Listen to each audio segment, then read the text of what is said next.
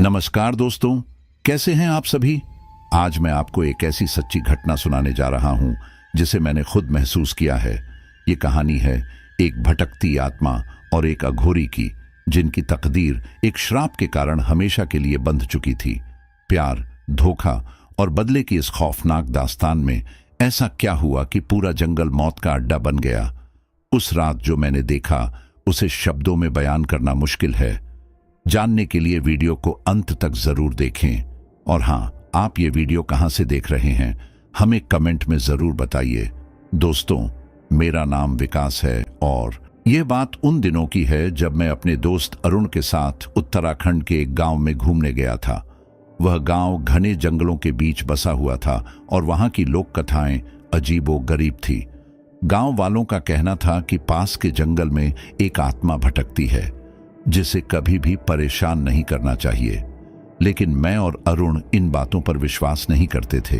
एक रात गांव के एक बुजुर्ग ने हमें चेतावनी दी, रात को जंगल की ओर मत जाना, वहां एक आत्मा है जो अघोरी को ढूंढ रही है। हमने उनकी बातों को मजाक में उड़ा दिया, लेकिन उस रात कुछ ऐसा हुआ जिसने हमारी सोच हमेशा के लिए बदल दी। रात के करीब 12 बजे होंगे। हम दोनों बिना किसी डर के जंगल की ओर निकल पड़े। चारों तरफ सन्नाटा था, बस हवाओं की सरसराहट सुनाई दे रही थी। चांदनी रात थी, लेकिन जंगल के अंदर घुसते ही ऐसा लगा मानो अंधकार ने हमें निगल लिया हो। अचानक हमें एक औरत की सिसकियों की आवाज सुनाई दी। हमारी रूह कांप उठी।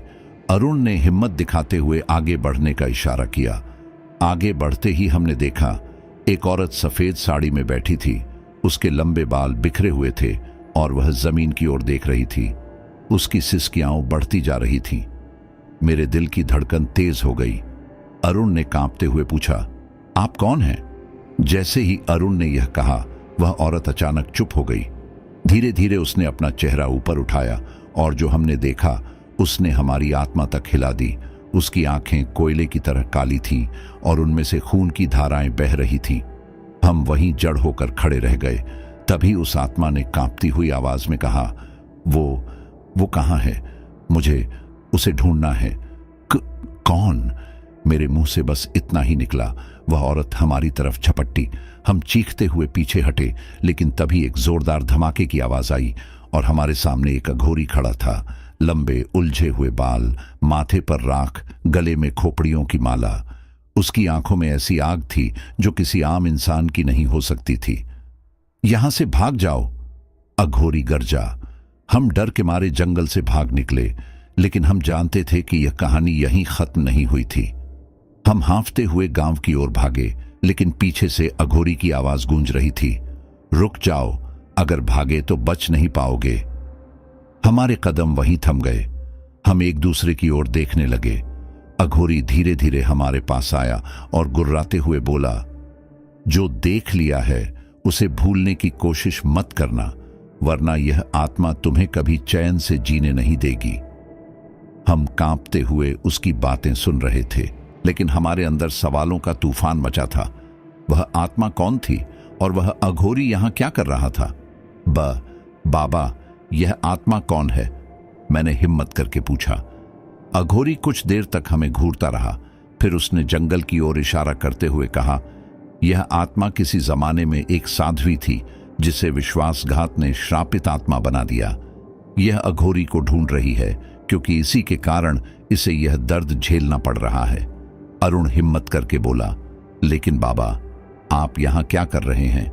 अघोरी की आंखों में एक अजीब सी चमक आई। उसने गहरी सांस ली और बोला, क्योंकि वह अघोरी मैं ही हूं।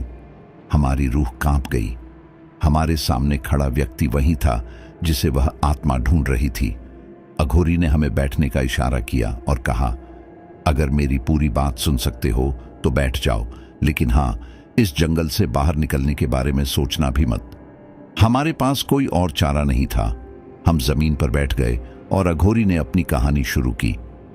कई साल पहले मैं भी एक आम इंसान था। मेरा नाम भैरवनाथ था। साधुओं के साथ जीवन व्यतीत करता था, लेकिन फिर मेरी मुलाकात हुई माधवी से, एक सुंदर निर्मल हृदय वाली साध्वी। वह प्रकृति से प्रेम करती थी, मंदिर में भजन गाती थी और तपस्या करती थी। लेकिन मुझे नहीं पता था कि वह मेरी जिंदगी का सबसे बड़ा शाप बन जाएगी। अघोरी की आवाज भारी होती जा रही थी। एक दिन मेरे गुरु ने कहा कि मैं तंत्र विद्या सीखने के लिए काशी जाऊं। मैंने माधवी से वादा किया कि लौटकर उससे मिलूंगा, लेकिन जब मैं वापस आया तो कुछ ऐसा हुआ जिसने मेरी आत्मा को झकझोर दिया। क्या हुआ? मैंने कांपती आवाज में पूछा। अघोरी ने गहरी सांस ली और कहा, माधवी अब इस दुनिया में नहीं थी। हम दोनों सन्न रह गए। लेकिन वह क्यों मरी? अरुण ने डरते डरते पूछा। क्योंकि मैंने उसे धोखा दिया था। अघोरी की आंखों से लाल आंसू बहने लगे। मैं जब काशी गया तो वहां मुझे तंत्र विद्या की शक्ति ने लुभा लिया। मैं अघोरी बनने की राह पर चल पड़ा। वापस आने पर पता चला कि माधवी ने मेरा महीनों इंतजार किया, लेकिन जब उसे पता चला कि मैं अघोरी बन चुका हूं तो उसने खुद को भस्म कर लिया। भस्म? मैंने हकलाते हुए कहा। हां, माधवी ने समाधि ले ली, लेकिन उसकी आत्मा मुक्त नहीं हुई। वह क्रोध और दर्द में जलने लगी और अब वह मुझे ढूंढ रही है बदला लेने के लिए। अचानक हमें फिर वही सिसकियों की आवाज सुनाई देने लगी। जंगल की घनी छायाओं में वही औरत खड़ी थी। उसकी आंखें अघोरी पर जमी थीं। भैरवनाथ। उसकी आवाज इतनी ठंडी थी कि हमारी हड्डियां जम गईं। भैरवनाथ। माधवी की आवाज जंगल में गूंज उठी। वह धीरे धीरे हमारी ओर बढ़ रही थी। उसकी आंखों से रक्त जैसा कुछ बह रहा था और हवा में एक अजीब सी दुर्गंध फैलने लगी थी। अघोरी यानी भैरवनाथ अपनी जगह से हिला भी नहीं। उसकी आंखें अब भी जमीन पर टिकी थीं, मानो उसे अपनी सजा स्वीकार थी। मैं और अरुण कांपते हुए पीछे हट गए, लेकिन हमारे पैरों में जैसे जान ही नहीं बची थी। हम बस देख सकते थे एक श्रापित आत्मा और एक अघोरी के बीच की वह भयावह मुठभेड़। तूने मुझे धोखा दिया, मेरी तपस्या, मेरा प्रेम, सब मिट्टी में मिला दिया। माधवी की आवाज अब गूंजने लगी थी और उसके चारों ओर हवा तेज चलने लगी। पेड़ झूमने लगे, मानो कोई तूफान आने वाला हो। भैरवनाथ ने गहरी सांस ली और धीरे से कहा, मैं जानता हूं माधवी, इसीलिए मैं तुझे मुक्त करने आया हूं। माधवी का चेहरा और भी भयावह हो गया। मुक्ति? हां, तू मुझे मुक्ति देगा, लेकिन कैसे? जिस प्रेम को तूने ठुकरा दिया वही तेरे सर्वनाश का कारण बनेगा। यह कहते ही वह हवा में उठने लगी और उसकी चीखों के साथ पूरा जंगल थर्रा गया। अचानक हमारे चारों ओर राख गिरने लगी, काली जलती हुई राख। अरुण ने मेरी तरफ देखा। उसकी आंखों में वही सवाल था जो मेरे मन में भी था। क्या अब हमारी भी मौत निश्चित थी? अघोरी ने अचानक अपनी कमर से एक तांत्रिक माला निकाली और जमीन पर एक गोला बनाते हुए मंत्र पढ़ने लगा। एयूएम क्रीम कालिकाय नमः। माधवी दर्द से चीख उठी, लेकिन उसकी शक्ति कम नहीं हुई। उसने अपने दोनों हाथ ऊपर उठाए और जंगल में एक डरावनी गूंज उठी। कुछ ही सेकंड में वहां चारों ओर अनगिनत परछाइयां दिखाई देने लगीं। मरे हुए लोगों की आत्माएं जो हवा में तैर रही थीं। ये आत्माएं? मैं बुरी तरह हकलाने लगा। भैरवनाथ की आवाज तेज और कठोर हो गई। ये वे लोग हैं जो इस आत्मा के कारण मरे थे। यह सिर्फ बदला नहीं चाहती, बल्कि अब यह खुद को मृत्यु का स्रोत बना चुकी है। हमारा खून जम गया। माधवी अब हवा में झूल रही थी। उसकी हड्डियों की आवाजें तक हमें सुनाई दे रही थीं। उसकी जीभ काली पड़ चुकी थी और उसके नाखून लंबे होकर नुकीले पंजों में बदल गए थे। अब तुझे कोई नहीं बचा सकता भैरवनाथ। जैसे ही उसने यह कहा, एक भयंकर झंझावात उठा और हम तीनों हवा में उछल गए। मैं जमीन पर गिरा और मेरे सिर पर तेज दर्द हुआ। मेरी आंखों के आगे अंधेरा छाने लगा, लेकिन गिरते हुए मैंने एक आखिरी चीज देखी। भैरवनाथ की आंखों में आंसू और माधवी के चेहरे पर एक शैतानी मुस्कान। मैंने अपनी आंखें खोली तो खुद को एक अजीब जगह पर पाया। चारों ओर घना अंधेरा था और सिर्फ एक जलती हुई मशाल की रोशनी दिख रही थी। अरुण मेरे पास ही बेहोश पड़ा था। मैंने उसे हिलाया, लेकिन वह होश में नहीं आया। तभी किसी के पैरों की आहट सुनाई दी। मैंने घबराकर चारों ओर देखा, लेकिन वहां सिर्फ भैरवनाथ खड़ा था। उसकी आंखों में अब भी वही पीड़ा थी। हम कहाँ हैं? मैंने कांपते हुए पूछा। भैरवनाथ ने एक गहरी सांस ली। हम अब जंगल के बाहर हैं, लेकिन माधवी की शक्ति कम नहीं हुई। वह हमें ढूंढ लेगी। मैंने अरुण को हिलाने की कोशिश की और वह धीरे धीरे होश में आने लगा। क्या क्या हुआ? उसने डर से कांपती आवाज में पूछा। हम बच गए हैं, लेकिन शायद ज्यादा देर तक नहीं, मैंने जवाब दिया। तभी अचानक हवा में एक ठंडी सनसनी फैल गई। मशाल की लौ अचानक नीली हो गई। भैरवनाथ की आंखें चौड़ी हो गईं। वह आ गई। हमने देखा हवा में माधवी का धुंधला सा चेहरा उभर रहा था। उसके होंठ धीरे धीरे हिल रहे थे, मानो वह कोई मंत्र पढ़ रही हो। अचानक जमीन हिलने लगी। हमारे चारों ओर राख और धुएं का गुबार उठने लगा। भैरवनाथ ने तुरंत अपनी कमर से एक काला धागा निकाला और उसे जमीन पर रखकर मंत्र पढ़ने लगा। यूएम नमः शिवाय, यूएम नमः शिवाय। माधवी की चीखें और तेज हो गईं। उसकी आंखों से आग की लपटें निकलने लगीं। तेरा कोई भी मंत्र अब नहीं चलेगा भैरवनाथ। वह हवा में तेजी से घूमी और अपने दोनों हाथ फैलाकर जमीन की ओर इशारा किया। अचानक जमीन फटने लगी और वहां से दर्जनों कंकाल निकलने लगे। वे धीरे धीरे हमारी ओर बढ़ रहे थे। अरुण चिल्लाया, हमें यहां से भागना होगा। लेकिन भागने का कोई रास्ता नहीं था। चारों ओर सिर्फ राख, धुआं और वो भयानक कंकाल थे। भैरवनाथ ने गहरी सांस ली और अपनी हथेली काट दी। खून की कुछ बूंदें जमीन पर टपकी और उसने जोर से कहा, माधवी, अगर तुझे तृप्ति चाहिए तो मेरा रक्त ले ले, लेकिन इन निर्दोषों को छोड़ दे। माधवी एक पल के लिए रुकी।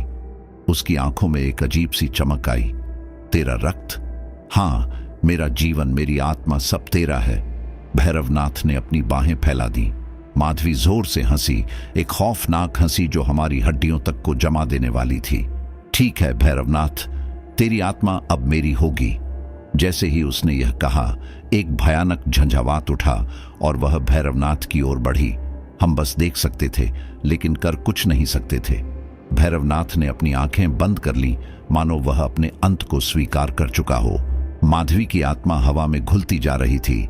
उसकी काली ऊर्जा भैरवनाथ के शरीर में समाने लगी। भयंकर चीखें गूंज उठीं, मानो खुद नरक की गहराइयां खुल गई हों। हमने देखा भैरवनाथ की आंखें सफेद पड़ गई थीं। उसकी त्वचा राख जैसी हो रही थी। माधवी की आत्मा पूरी तरह उसमें समाने लगी थी। लेकिन तभी अचानक कुछ अजीब हुआ। भैरवनाथ ने अपनी आंखें खोलीं और जोर से एक मंत्र पढ़ने लगा। एयूएम ह्रीं बटुकाय आपदुद्धारणाय कुरु कुरु बटुकाय ह्रीं एयूएम स्वाहा। मंत्र के साथ ही उसकी हथेली से एक आग की लपट निकली और सीधे माधवी की आत्मा पर जा लगी। माधवी ने दर्द से भयानक चीख मारी। नहीं, यह नहीं हो सकता। अब तुझे मुक्ति मिलेगी माधवी। भैरवनाथ गरजा। उसकी आवाज इतनी शक्तिशाली थी कि पूरी धरती कांप उठी। माधवी की आत्मा काले धुएं में बदलने लगी। उसके शरीर से अलग अलग परछाइयां निकल रही थीं। उसकी चीखों से पूरा माहौल थर्रा गया। उसने हाथ उठाए, लेकिन अब उसकी शक्ति कमजोर हो चुकी थी। भैरवनाथ का मंत्र उसे जला रहा था और वह दर्द से तड़प रही थी। नहीं, यह नहीं हो सकता, माधवी चिल्लाई। उसकी आंखों से जलती हुई राख टपक रही थी। भैरवनाथ ने अपनी माला हवा में उछाली और जैसे ही वह माधवी के पास पहुंची, वह एक तेज रोशनी में बदल गई। माधवी की आत्मा पूरी तरह जलने लगी थी। उसकी परछाइयां बिखर रही थीं। अब तुझे मुक्ति मिलेगी माधवी। भैरवनाथ की आवाज गर्जना जैसी थी। माधवी ने आखिरी बार भैरवनाथ की ओर देखा। उसकी आंखों में दर्द, नफरत और एक अधूरे प्रेम की छाया थी। उसकी देह राख में बदलने लगी और कुछ ही पलों में वह हवा में घुल गई। उसकी आखिरी चीख पूरे जंगल में गूंज उठी और फिर सब शांत हो गया। हमने चारों ओर देखा। जंगल अब भी वहीं था, लेकिन अब वहां न धुआं था, न ही कोई आत्माएं। हवा स्थिर थी, मानो सब कुछ किसी बुरे सपने की तरह बीत गया हो। भैरवनाथ जमीन पर गिर पड़ा। उसकी सांसें तेज चल रही थीं, आंखों में थकान थी। मैंने और अरुण ने उसे उठाने की कोशिश की, लेकिन वह हिल भी नहीं पा रहा था। बाबा, आप ठीक हैं? मैंने घबराकर पूछा।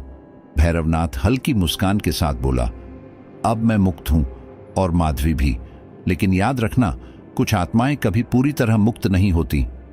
उसकी आंखें धीरे धीरे बंद होने लगीं। अचानक उसकी देह राख में बदलने लगी, जैसे वह खुद भी इस श्राप से मुक्त हो रहा हो। कुछ ही पलों में वहां सिर्फ उसकी माला बची थी। अरुण और मैं सन्न खड़े थे। अब हमें क्या करना चाहिए? अरुण ने कांपती आवाज में पूछा। मैंने माला उठाई और गहरी सांस ली। हमें यह जगह छोड़नी होगी, हमेशा के लिए। हमने एक आखिरी बार उस जगह को देखा जहां भैरवनाथ और माधवी की कहानी का अंत हुआ था। फिर बिना पीछे मुड़े हम जंगल से बाहर निकल गए। लेकिन मन में एक सवाल हमेशा के लिए रह गया, क्या सच में यह अंत था या फिर यह सिर्फ एक और शुरुआत थी?